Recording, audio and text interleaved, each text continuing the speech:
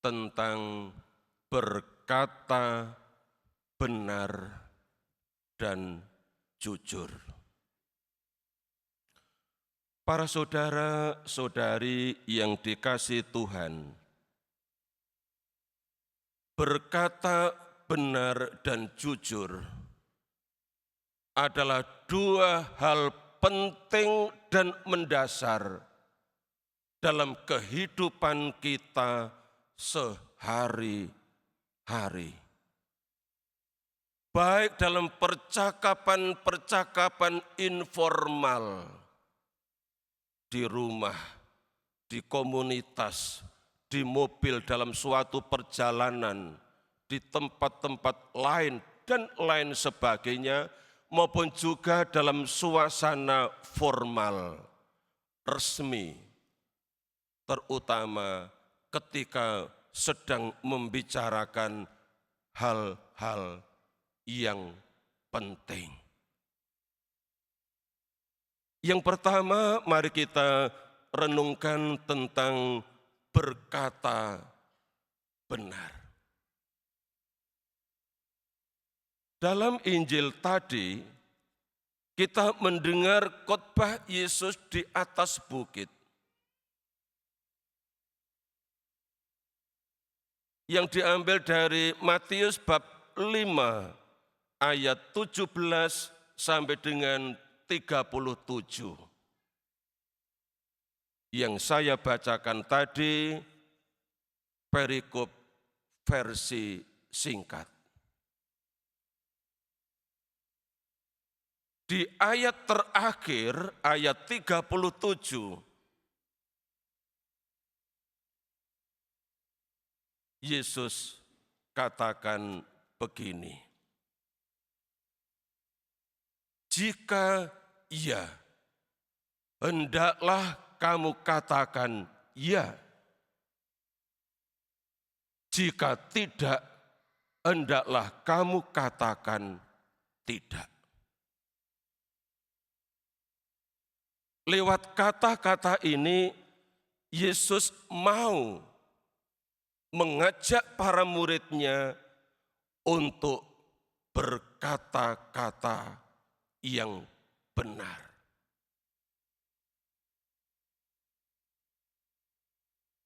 Saya akan sharingkan kesaksian Rasul Paulus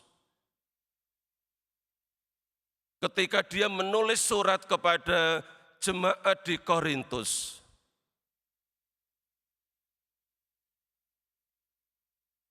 Suratnya yang kedua, bab 1, di ayat 17 sampai dengan 20, Paulus menulis begini. Jadi, adakah aku bertindak serampangan dalam merencanakan hal ini? Yang dimaksud Paulus adalah merencanakan kunjungan Paulus ke jemaat di Korintus. Bahwa kalau dia bikin planning, rencana, itu tidak asal-asalan. Lalu dia lanjutkan. Atau adakah aku membuat rencanaku itu menurut keinginanku sendiri? Sehingga padaku serentak terdapat ya dan tidak. Demi Allah yang setia, janji kami kepada kamu bukanlah serentak ya dan tidak.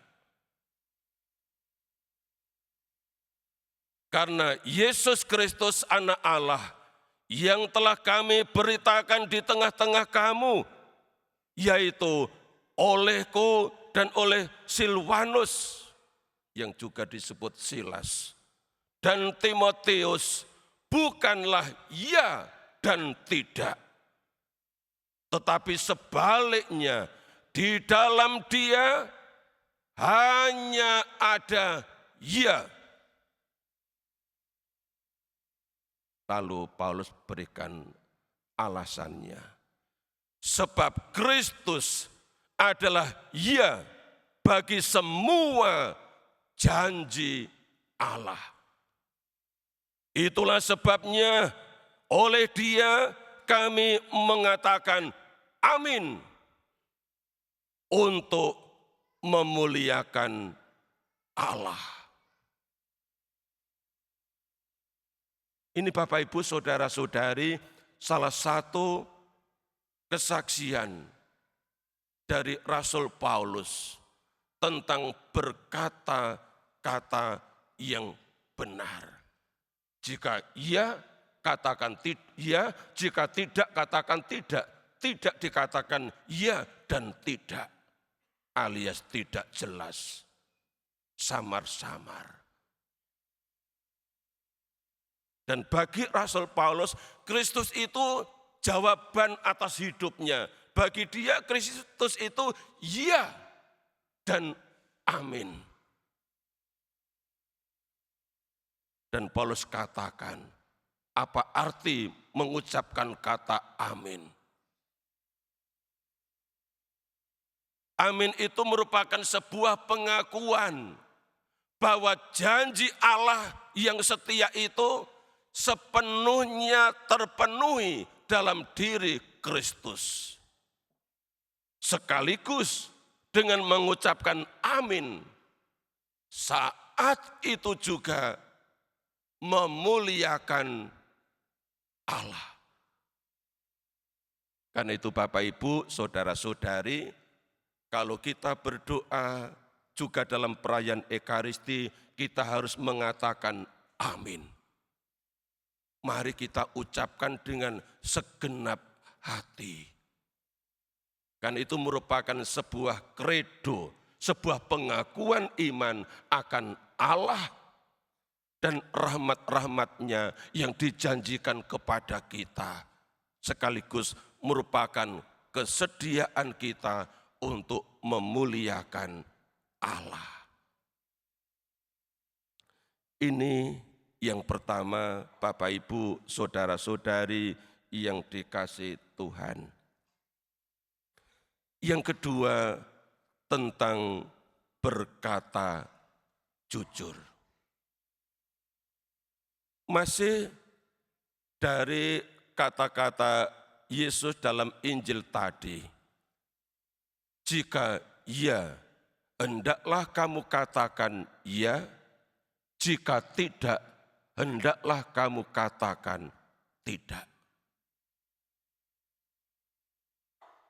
Yang dimaksud oleh Yesus ialah ini, bahwa kalau kita mengatakan iya, hendaklah kata-kata itu sesuai dengan apa yang dimaksudkan dalam hati. Kata ya yang diucapkan oleh mulut itu sama dengan yang ada di dalam hati. Apa yang dikatakan dalam hati didorong keluar dari mulut dan berbunyi ya atau tidak. Ini yang dimaksud dengan berkata jujur. Apa yang diucapkan mulut keluar dari hati. Seperti yang pernah Yesus ajarkan, ditulis oleh penginjil Lukas dalam Injil Lukas bab 6 ayat 45. Saya bacakan sebentar. Orang yang baik mengeluarkan barang yang baik dari perbendaharaan hatinya yang baik. Dan orang yang jahat mengeluarkan barang yang jahat dari perbendaharaannya yang jahat. Lalu kalimat terakhir, karena yang diucapkan mulutnya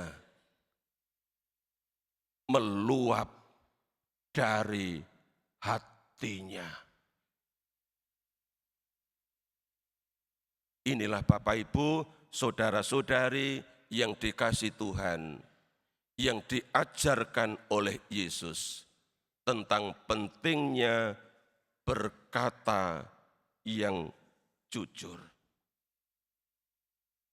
Yang dalam bahasa Latin ada ungkapan ex abundantia cordis os loquitur. Apa yang diucapkan mulut keluar dari hatinya. Itulah kejujuran. Karena itu Bapak Ibu, saudara-saudari, kalau dalam keseharian kita pernah salah ucap alias keseleo lidah. Bahwa yang diucapkan itu sebenarnya tidak sesuai dengan hatinya. Segeralah minta maaf.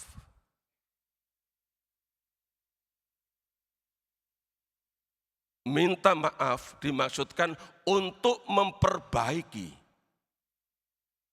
untuk mengoreksi bahwa yang diucapkan tadi tidak seperti itu. Karena yang dimaksudkan dalam hati lain seperti yang terucap.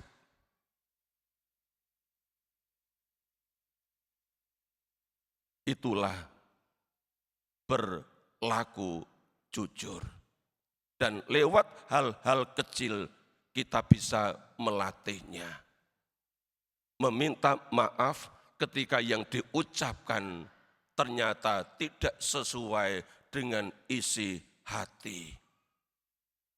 Dengan segera minta maaf, maka akan tercipta hati yang damai.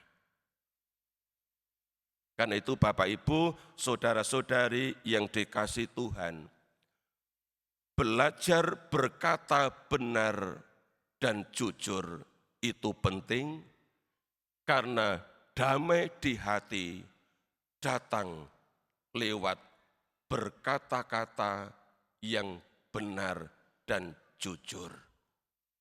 Mari kita mohon rahmat Tuhan, sumber damai kita.